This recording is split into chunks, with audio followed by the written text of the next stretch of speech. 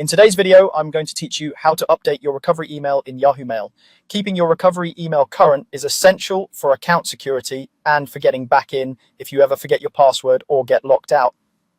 I'll walk you through the process from start to finish and share a few quick tips along the way so everything goes smoothly. First, open your browser and go to yahoo.com. At the top right, click sign in and log in with your account credentials. Make sure you're on the official Yahoo site and avoid signing in on public or unsecured Wi-Fi when managing sensitive settings. Once you're in, look to the top right and click your profile icon. From the menu that appears, choose Manage Your Account. This will open your account settings. In the left menu, select Security. The layout can vary slightly depending on your region or device, but you're looking for the security section. In security, find additional emails and click it. This is where Yahoo stores extra contact emails used for recovery and alerts. Click add email address. Before you type anything, pick an email you always have access to. Ideally, use a personal email that won't change rather than a work or school address.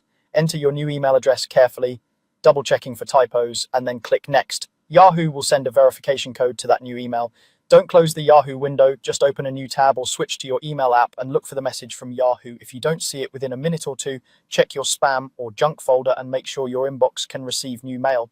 Copy the 6-digit code from the message, return to the Yahoo verification screen and enter the code exactly as shown.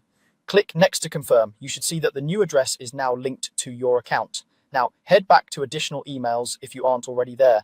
To avoid confusion later, remove any old recovery email you no longer use. Click the delete icon next to the outdated address, then confirm by selecting remove email address. Be careful not to remove the new one you just added, and always ensure you keep at least one active recovery method on file. That's it. You've updated your recovery email in Yahoo Mail. If a code ever expires, just request a new one from the same screen. And if you're on a shared or public device, remember to sign out when you're done. Thanks for watching and keep your account info up to date to stay secure.